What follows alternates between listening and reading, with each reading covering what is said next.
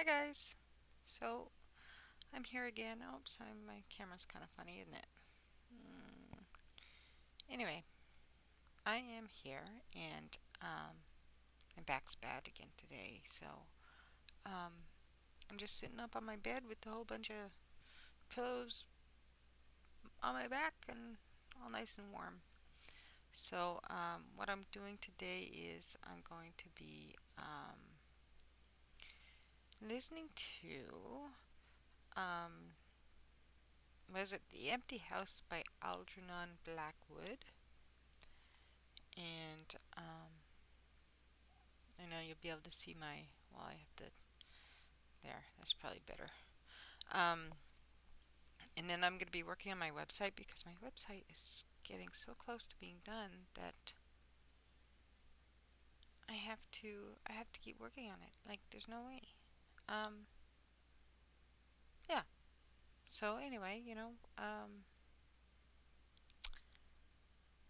wonder if anybody's here yet. It says we're watching live. We're watching. That could be me. Is that me? I don't know if that's me or not. But anyway, yeah. So like I said, like today, it's just gonna be me working on my website. Um, my back is bad. My everything aches, and I just don't feel like getting that back cold again. I'm thinking about that. Put my um, glove thingies on, 'cause it keeps the hands warmer. Like it's like everything else is fine. My arm's good, but of course the elbow hurts and the wrist hurts and the every joint weapon hurts. Don't grow old and get arthritis. It's just not fun. I guess that's my whole point. I don't know. Whatever. Whatever the point is, I don't know. Um, excuse me. We are having quite the windstorm here today. So if I disappear, we lost power and I'll be back another time. And we'll just restart the book from the beginning if we lose power. Um, but I don't think there should be any hiccups in the stream at all. It's pretty good here otherwise, except for the wind. Most of it is gone by, but it's still pretty good. Excuse me, I am awake. I swear, I'm awake. I'm awake. I'm awake. I'm awake. Um, yeah. So hopefully everything will be hopefully everything will be good. Just kind of waiting around, see if we get a couple of more people here. Um, Still got kind of this weird thing going on with the whole. That's kind of funny though. I could do it this way though, but then it gets kind of really weird. You go like that, and then we can see all kinds of doubling in on us here. How's this? Is this better? I can't reach my other screen very well. I feel like a little rough. Anyway, oh well. What do you do? I tried to go and donate today, and it's I couldn't end up donating blood today. I'm waiting for some test results back, and so they wouldn't let me donate blood. Mm, oh well. What do you do? Okay, kind of waited a little bit here. I'm. Oh, you know what? I do need to send out one link to somebody. Where is it?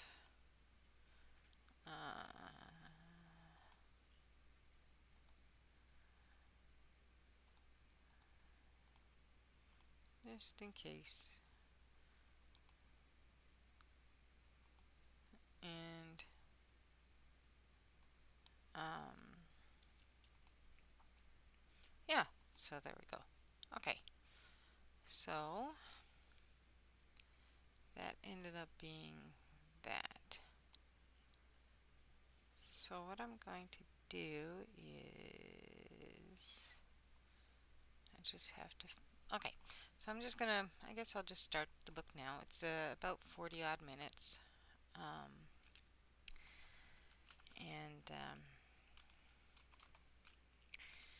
and looks like it could be interesting. It's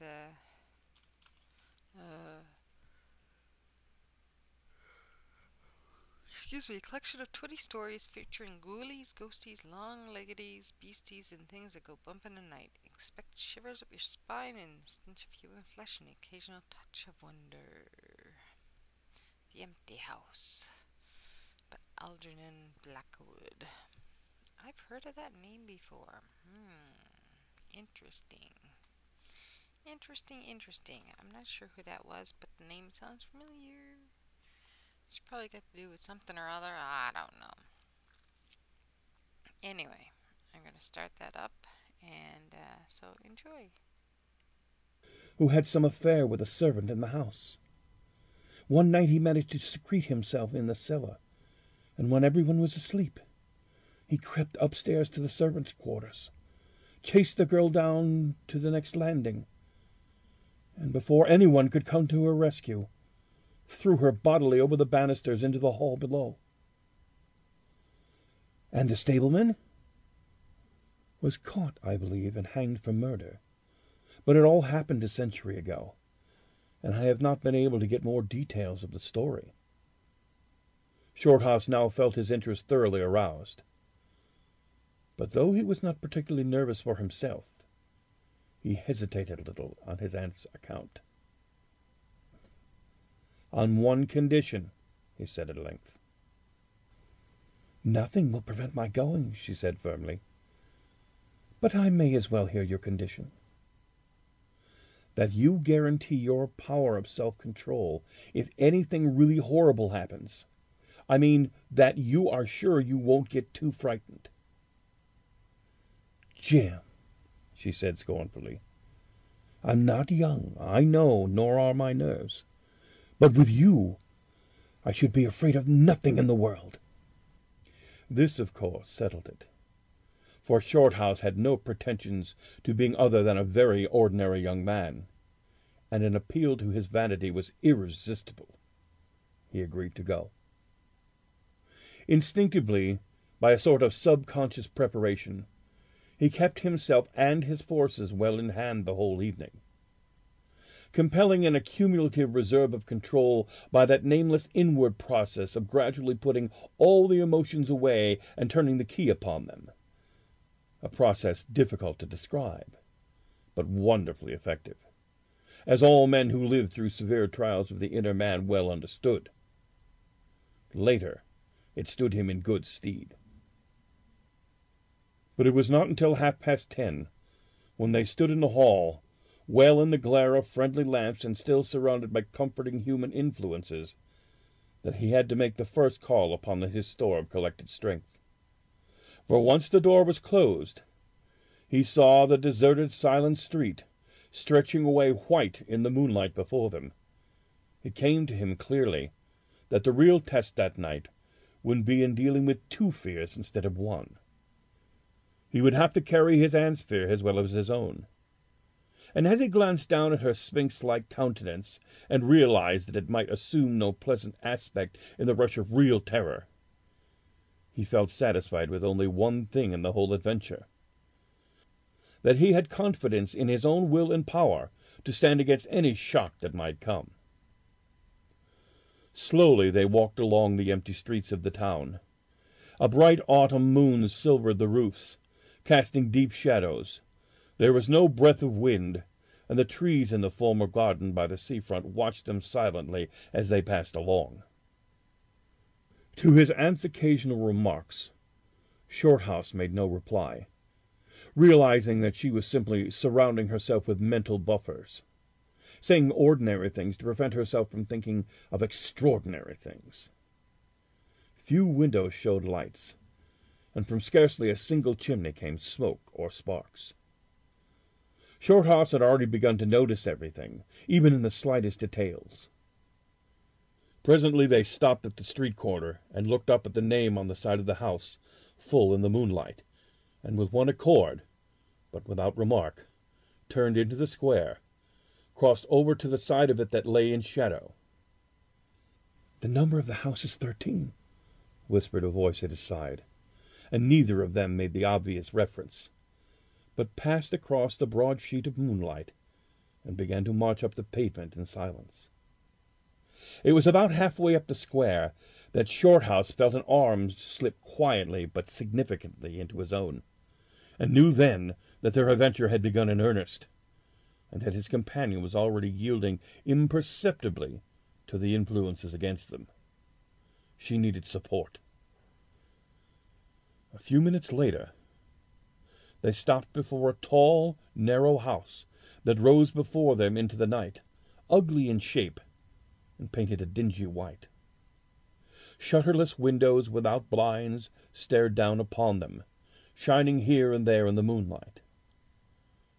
There were weather streaks in the wall and cracks in the paint, and the balcony bulged out from the first floor a little unnaturally.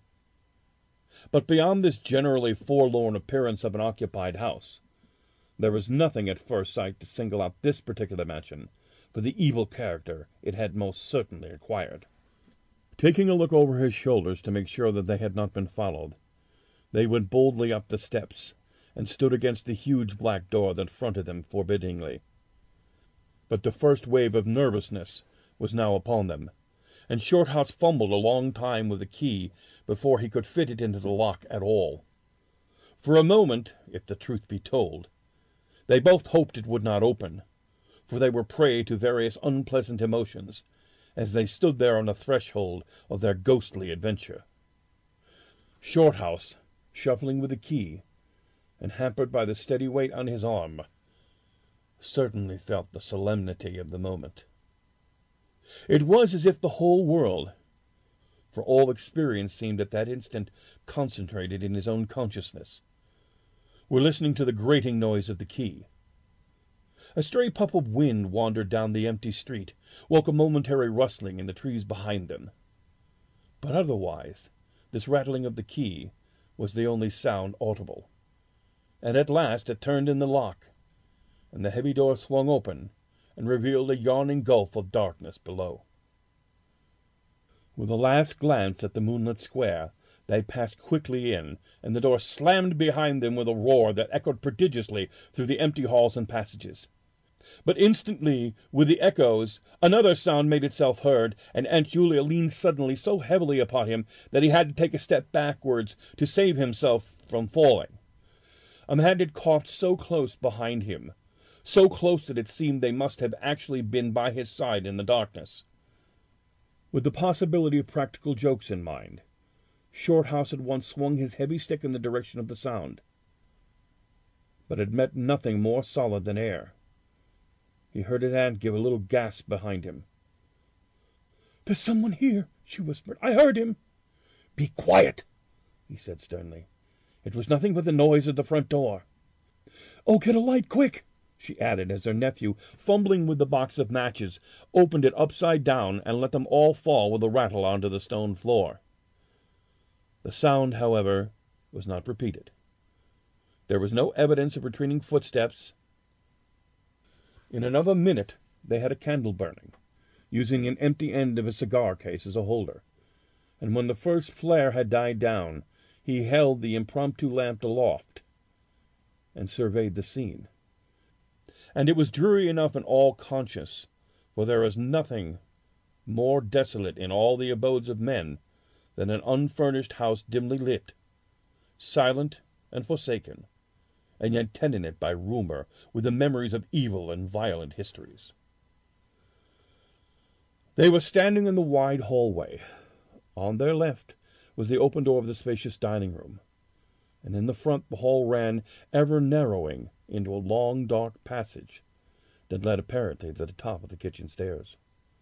The broad, uncarpeted stairway rose in a sweep before them, everywhere draped in shadows, except for a single spot about halfway up, where the moonlight came in through the window and fell into a bright patch on the boards.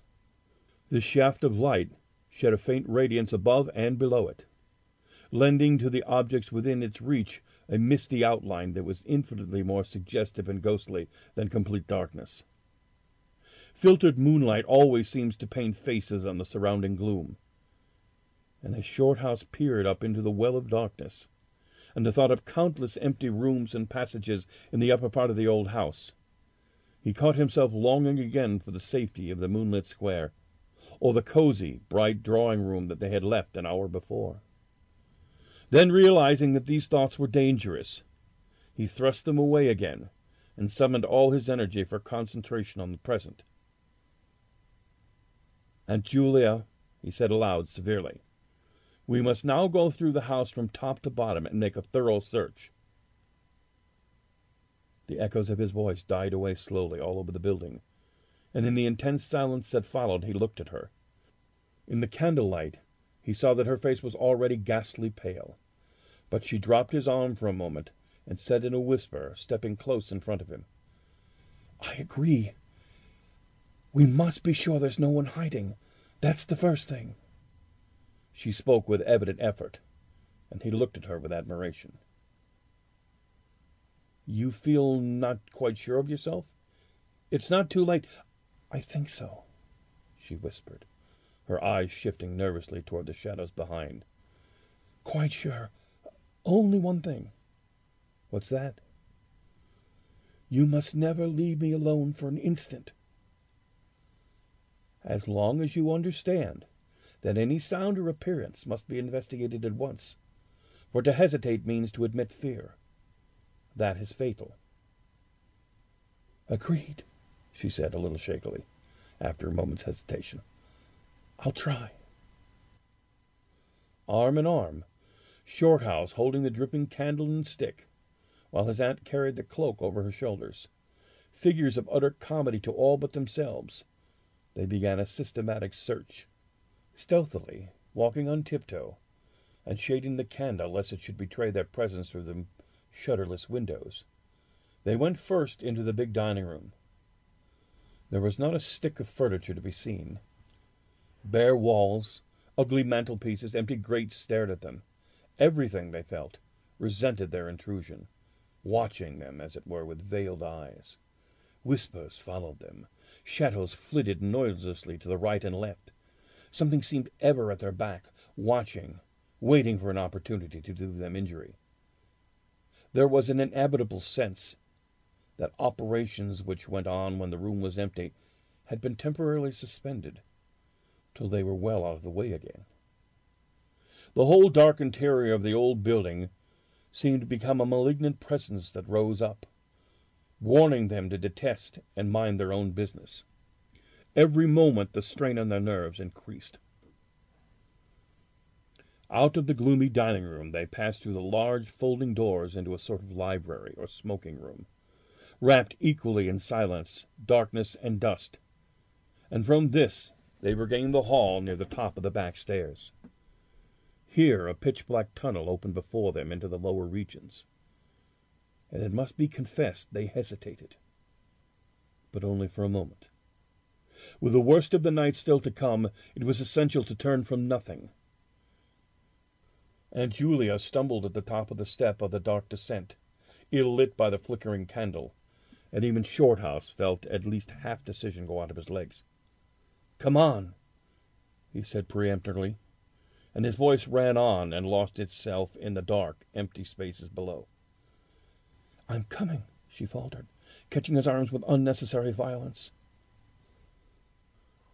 They went a little unsteadily down the stone steps, a cold, damp air meeting them in the face, close and malodorous. The kitchen into which the stairs led along the narrow passage was large, with a lofty ceiling. Several doors opened out of it, some into the cupboards with the empty jars still standing on the shelves, and others into horrible little ghostly back offices, even colder and less inviting than the last. Black beetles scurried all over the floor, and once, when they knocked against a deal table standing in the corner, something about the size of a cat jumped down with a rush and fled, scampering across the stone floor into the darkness. Everywhere there was a sense of recent occupation, an impression of sadness and gloom. Leaving the main kitchen, they next went toward the scullery. The door was standing ajar, and as they pushed it open to its full extent, Aunt Julia uttered a piercing scream, which she instantly tried to stifle by placing her hand over her mouth. For a second Shorthouse stood stock still, catching his breath. He felt as if his spine had suddenly become hollow, and someone had filled it with particles of ice. Facing them, directly in their way between the doorposts, stood the figure of a woman. She had disheveled hair and wildly staring eyes, and her face was terrified and white as death. She stood there motionless for the space of a single second. Then the candle flickered and she was gone. Gone utterly. And the door framed nothing but empty darkness. "Only the beastly jumping candlelight," he said quickly, in a voice that sounded like someone else's and was only half under control. "Come on, Aunt. There's nothing there." He dragged her forward. With a clattering of feet and a great appearance of boldness, they went on. But over his body the skin moved as if crawling ants covered it, and he knew by the weight on his arm that he was supplying the force of locomotion for the two. The scullery was cold, bare, and empty, more like a large prison cell than anything else. They went round it, tried the door into the yard and the windows, but found them all fastened securely. His aunt moved beside him like a person in a dream. Her eyes were tightly shut, and she seemed merely to follow the pressure of his arm. Her courage filled him with amazement. At the same time he noticed that a certain odd change had come over her face, which somehow evaded his powers of analysis. "There's nothing here, Auntie," he repeated aloud quickly. "Let's go upstairs and see the rest of the house.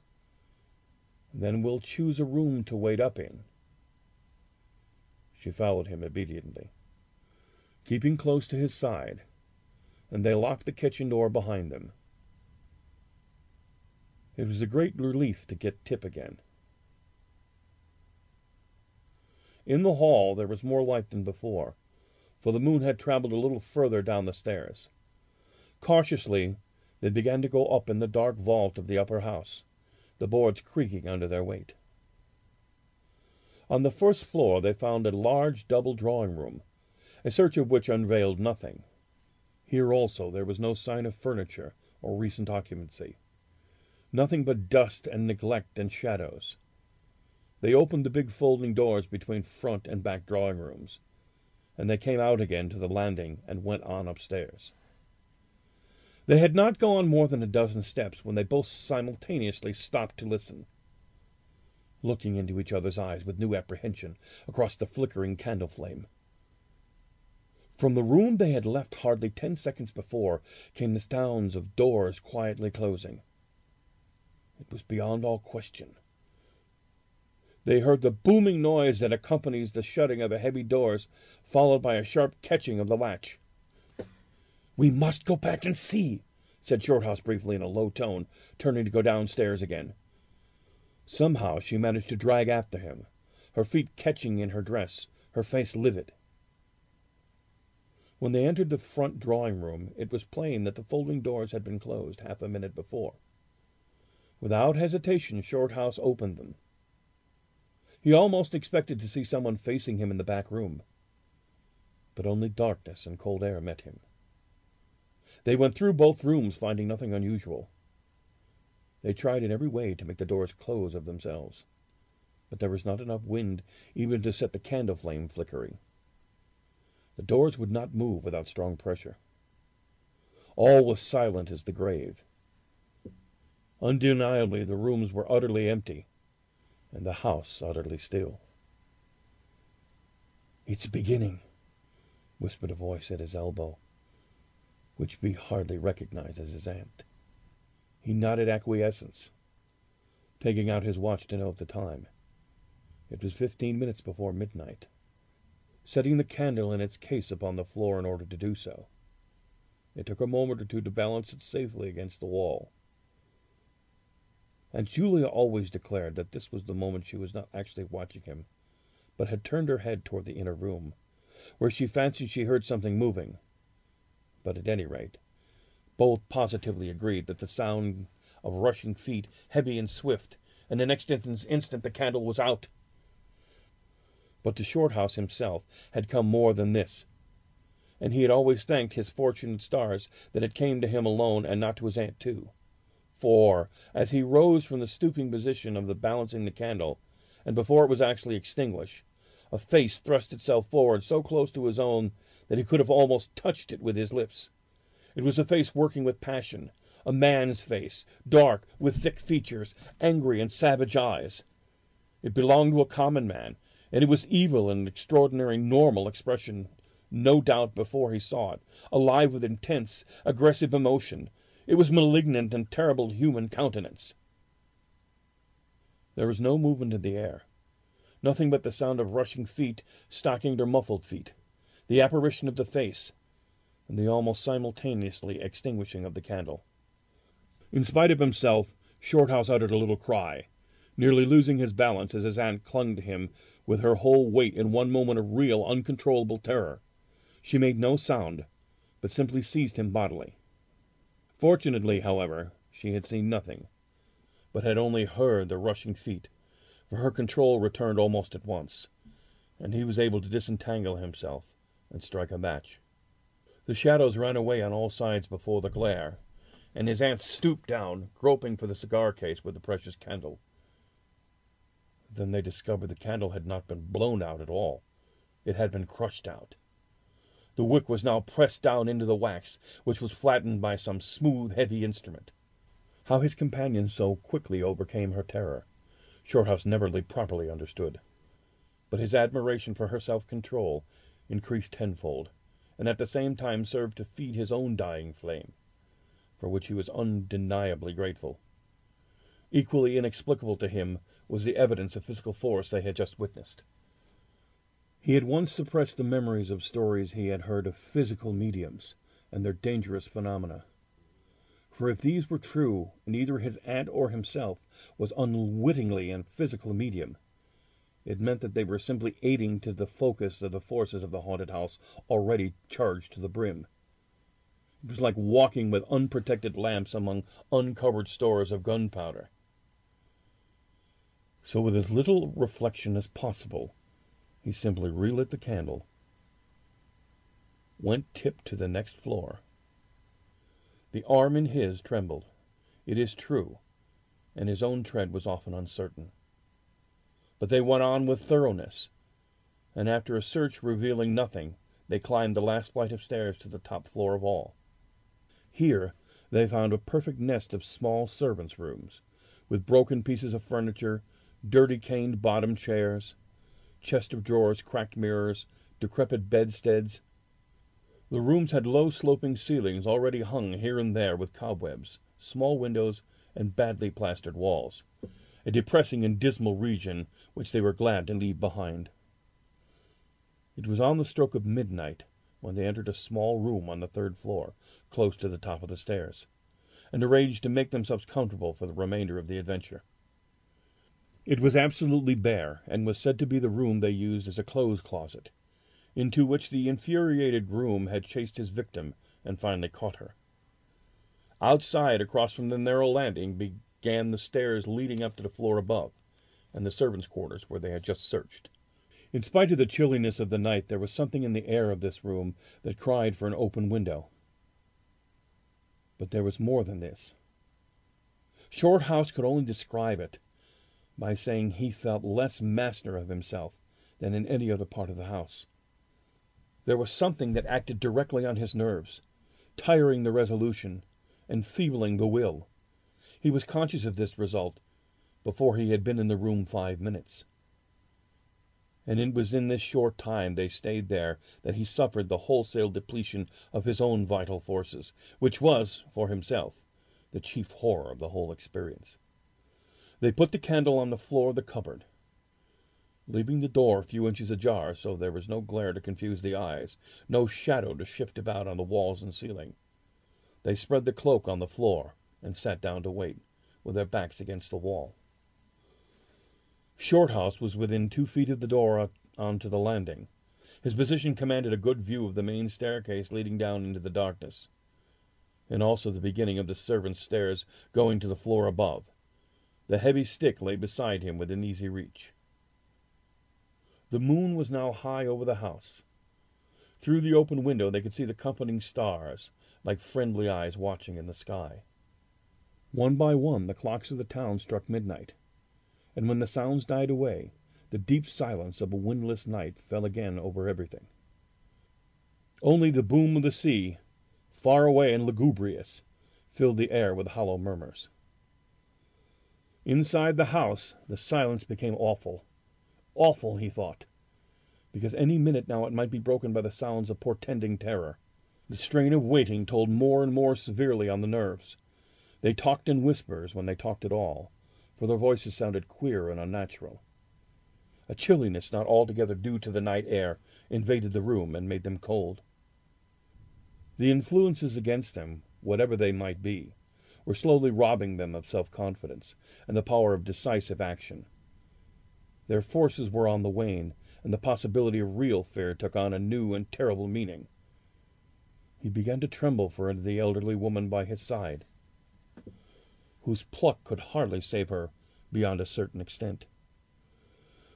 He heard the blood singing in his veins.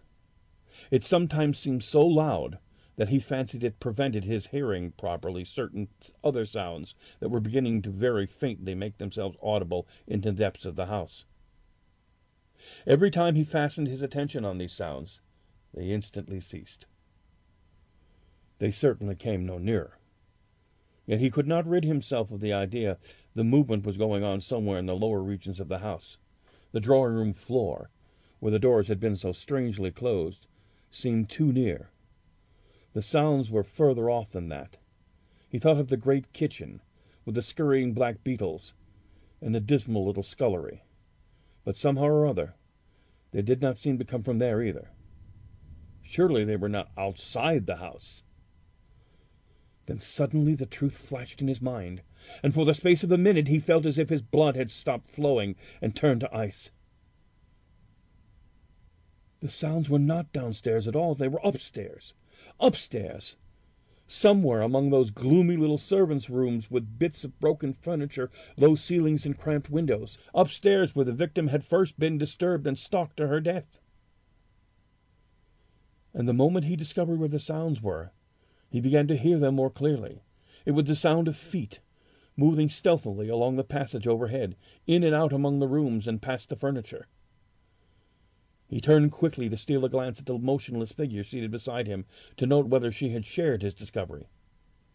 The faint candlelight coming through the crack in the cupboard door threw her strongly marked face into vivid relief against the white of the wall. But it was something else that made him catch his breath and stare again. An extraordinary something that had come into her face and seemed to spread over her features like a mask. It smoothed out the deep lines, drew the skin everywhere a little tighter so the wrinkles disappeared. It brought into her face, with the sole exception of her old eyes, an appearance of youth, almost childhood. He stared in speechless amazement that was dangerously near to horror. It was his aunt's face indeed, but it was her face of 40 years ago, the vacant, innocent face of a girl. He had heard stories of that strange effect of terror which could wipe a human countenance clean of other emotions, obliterating all previous expressions. But he had never realized that it could be literally true, or could mean anything so simply horrible as what he now saw. For the dreadful signature of overmastering fear was plainly written in that utter vacancy of the girlish face beside him, and when, feeling his intense gaze, she turned to look at him, he instinctively closed his eyes tightly to shut out the sight. Yet when he turned a minute later, his feelings well in hand, he saw to his intense relief another expression. His aunt was smiling, and though the face was deathly white, the awful veil had lifted, and the normal look was returning. "Anything wrong?"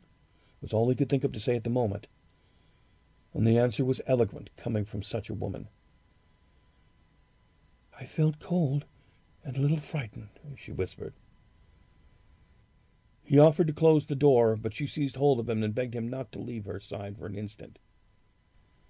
"It's upstairs, I know," she whispered with an odd half-laugh. "But I can't possibly go up." But Shorthouse thought otherwise, knowing that in action lay their best hope of self-control. He took the brandy flask and poured out a glass of neat spirit, stiff enough to help anybody over anything.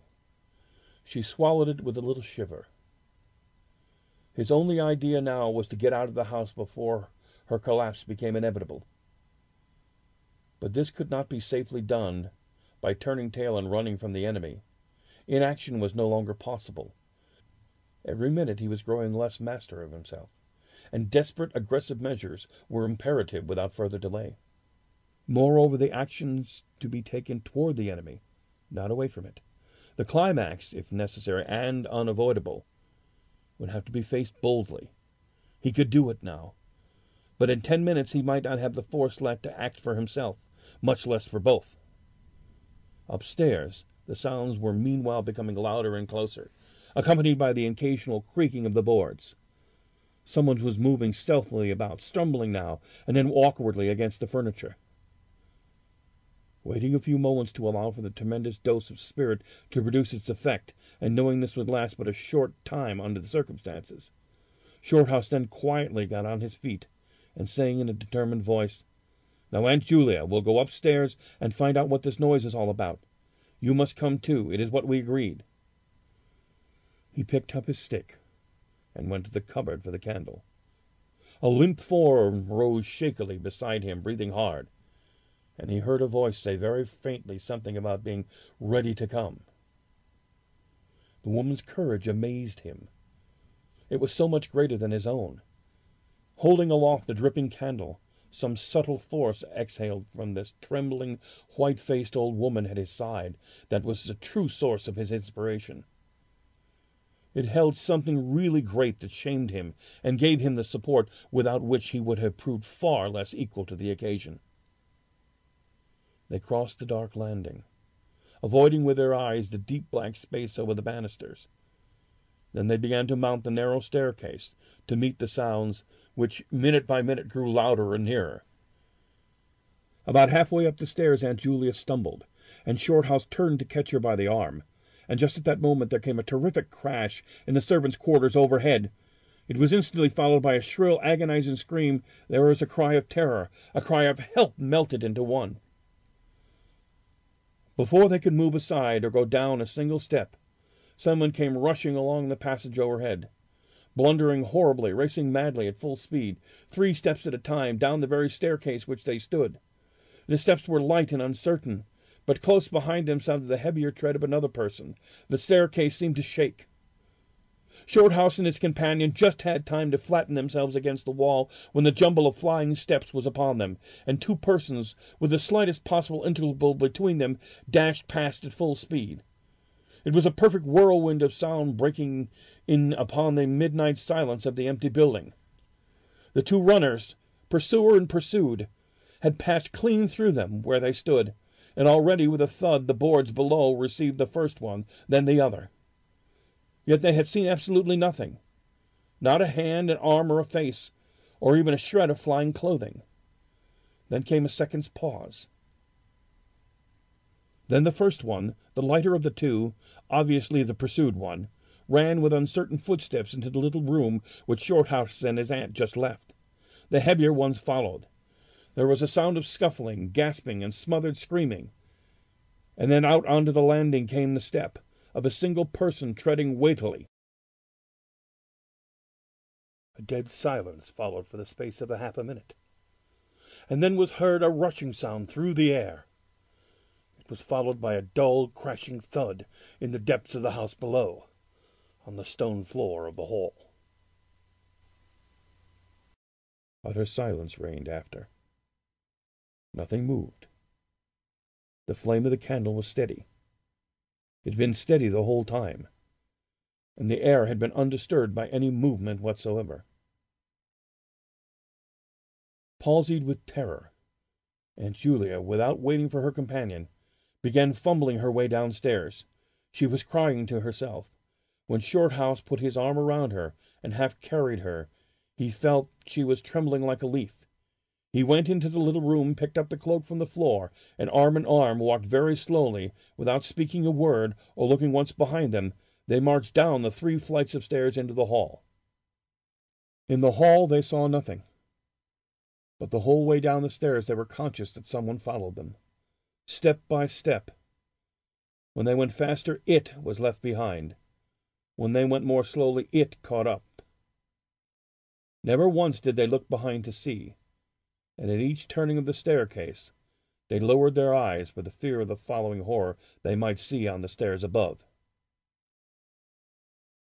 With trembling hands, Shorthouse opened the front door, and they walked out into the moonlight and drew a deep breath of the cool night air blowing in from the sea. This is the end of The Empty House by Algernon Blackwood. Recording by Scott W. Fields, Gloversville, New York, USA. www.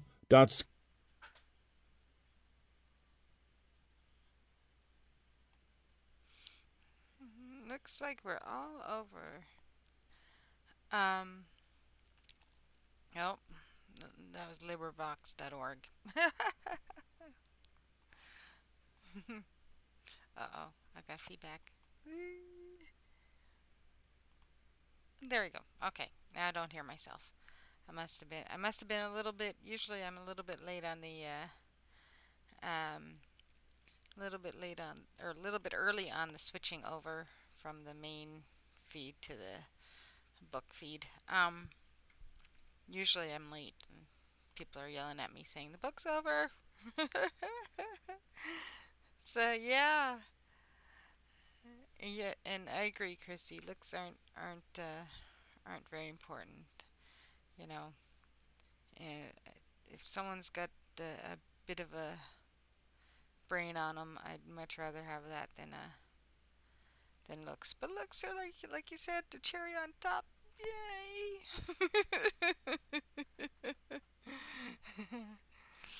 And looks are help. Brains are the most important though, 'cause I tell you, I've had some lookers, but you know, if you they couldn't rub their brain cells together to save their own lives. So you know, what's the point in that? They're good for a fun night, but that's about it. um, but yeah, yeah. I'm so excited. Josiah's gonna be here in like just three in what 3 weeks. So that's 22 in less than 22 days. Yep, exactly. We'll all be old and wrinkly one day. Yeah, and yeah, 22 days, less a few hours. Yay! Because he gets here at 3:30 in the afternoon on the 7th, so I'll be so excited. I just hope it's not windy like this, because if it's windy like it is here today, no planes landing in St. John's right now. They've had a few false um, a few tries where the planes couldn't land because it's too windy. It's so terribly windy here today. So I hope it's a little less windy because it's gonna be a bumpy ride. Look, we got me Inception. Woohoo! It's like me, me, me, me. Aha! Looks kind of funny. But like I said, today I'm trying to get that website done up and I'm doing the typing and my back hurts. So I just, my pillows are nice and warm. Yeah, pray about it.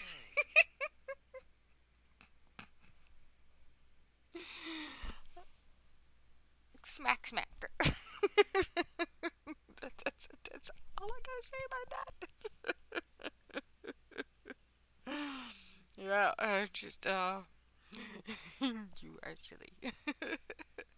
um, yeah, I'm not sure where that windstorm that we've got come from, but the one that hit you guys last week hit us on Friday, Saturday night, or Friday night, Saturday was when it hit us. It was just south of us. Everything that hits you guys will hit us, unless it veers off into the mainland. But it usually comes up the coast.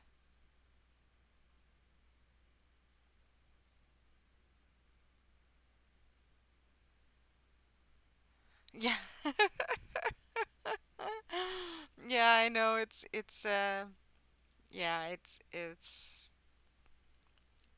it makes you shake your head sometimes. It's like it does nothing. But I'm sorry, and I I'm sorry, or you know, I hope it doesn't happen that way, or something. Toot toot. Hi, Hans. Ah, yeah, if yeah, pretty much. I'm easty a little, but yeah, everything comes up that coast. It veers off and hits us most of the time. Like it's rare. It's a rare time that a hurricane that hits you guys doesn't hit us. Hans, you're late. You are late, young man. You are late. We're just finished a book. I don't know what we're gonna do with you. Hans fucking. Thank you for self-censoring. I do want to keep it kind of PG for here, because it's supposed to be for, you know, teaching people how to do stuff. So, could you guys believe I got a copyright strike after being so flippin' careful?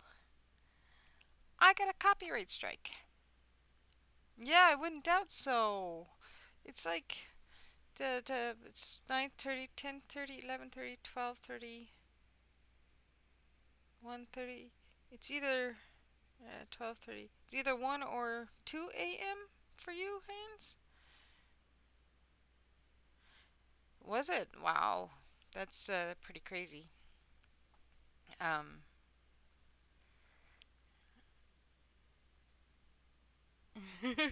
yes, you did.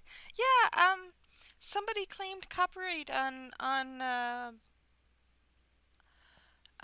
one of the books.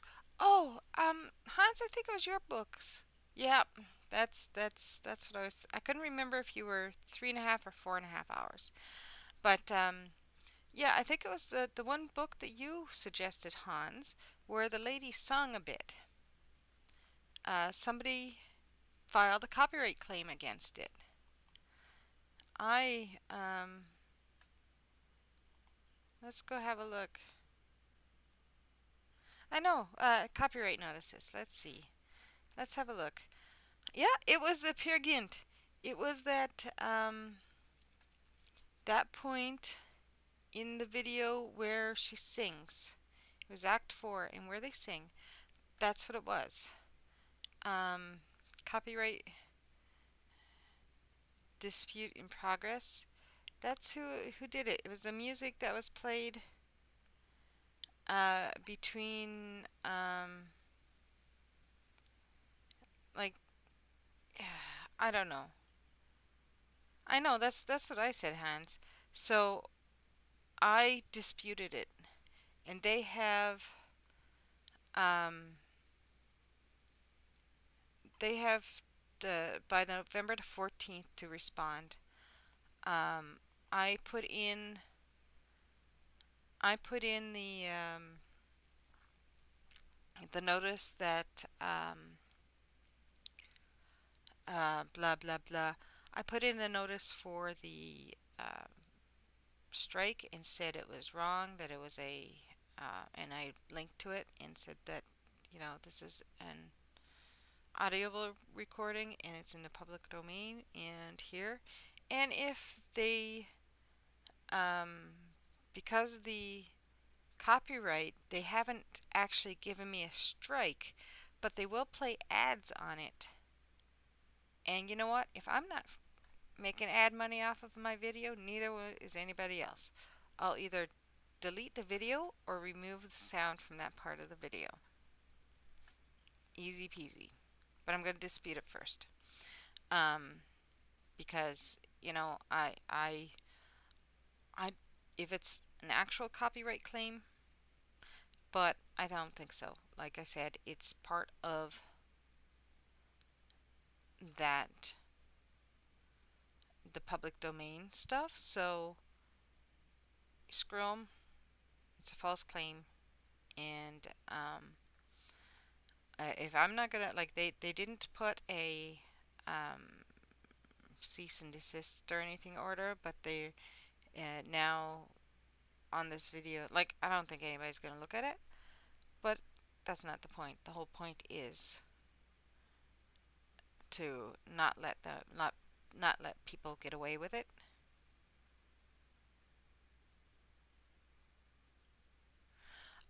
I have no idea, Christy. If if the book is in the public domain, I would say no. But if it's not, I would say you could. Cause say I could say read Stephen King.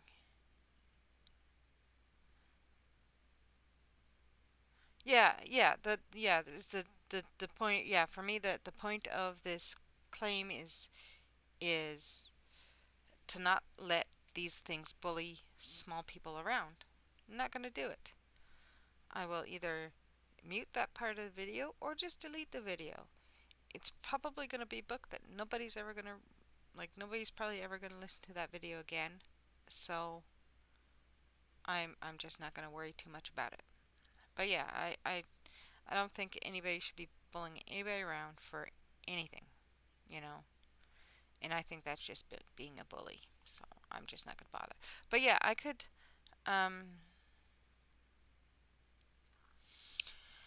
no, like the worst, Christy. The worst that'll happen is they'll say the don't be scared. The worst thing that'll happen is they'll say it's my book, take it down, or you don't have copyright on this. So you can um, so you could read it, and if anybody says anything, you can either remove the volume from it or just take the stream down. If you don't have a lot of traction, it doesn't really matter, does it? So, but like I said, this was in the public domain. It's a book that was in the public domain. Just because the music sounded close to whatever this thing thought it was, I'm not letting anybody bully me around for stupid stuff. Why don't we? It doesn't matter if he's dead. He's got to be dead for a certain amount of time. But let's just have a look. Dr. Seuss.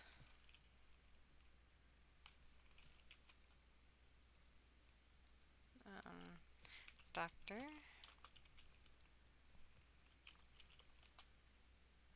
Okay, so I would say Dr. Seuss is in the public domain, or is not in the public domain yet. Um,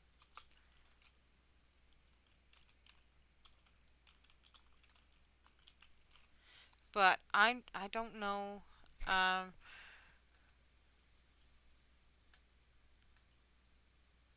okay, so generally works don't enter the public domain until 70 years after the author's death. So Dr. Seuss died in 1991. Um,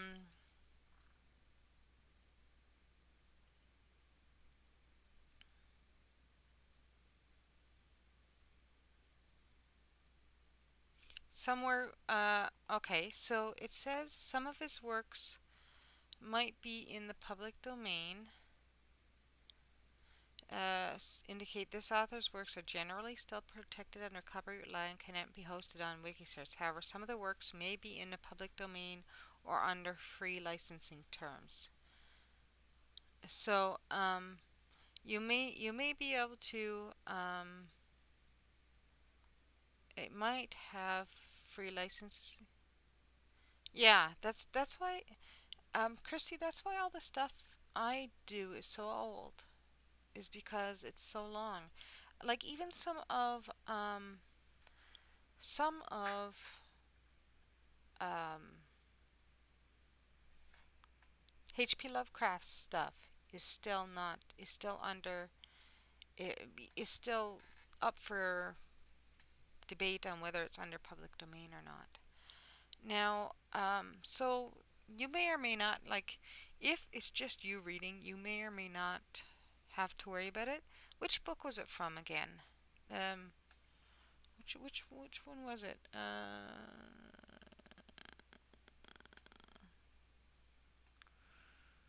Red fish, blue fish.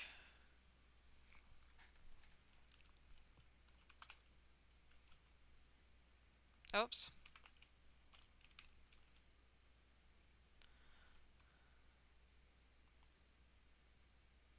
So it was 1960. So that's not 50.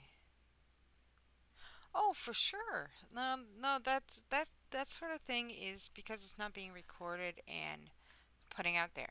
So, so my take on it is if you're going to be reading the book, do not like I don't think you're going to be able to be monetized right now as it is. Do not monetize the videos at all, like that video, and you should probably be just fine. Um, Put in it, say that it's the book that you used to read, and I'd say um, make sure you attribute it properly. Like just say this book is my favorite from Dr. Seuss, blah blah blah blah blah blah blah. You know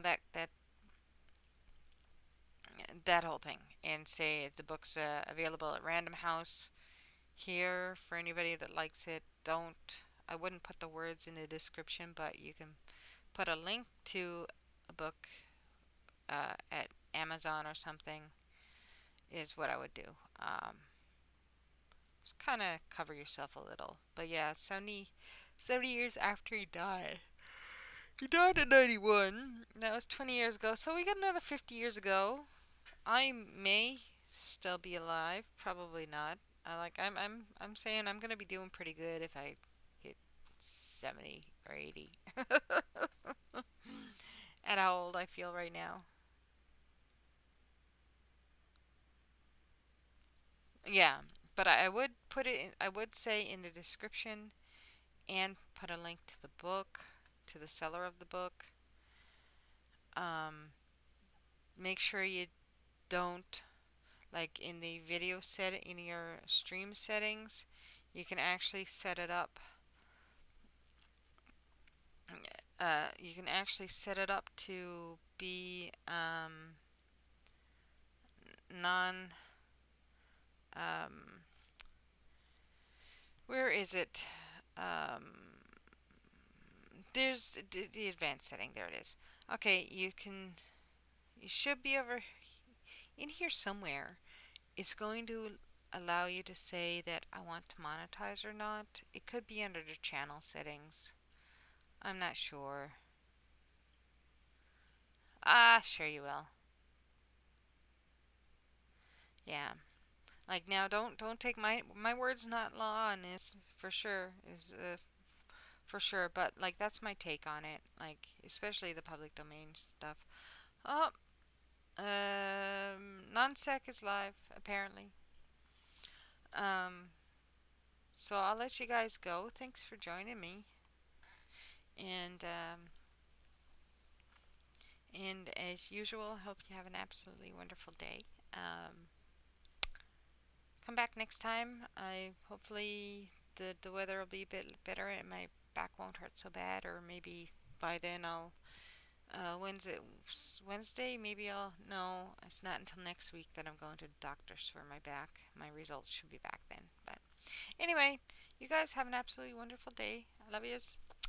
Have fun. Hope you enjoyed the book. And we'll listen to some more next time unless you guys want something different. Bye. Oh, where's the button? Where's the button?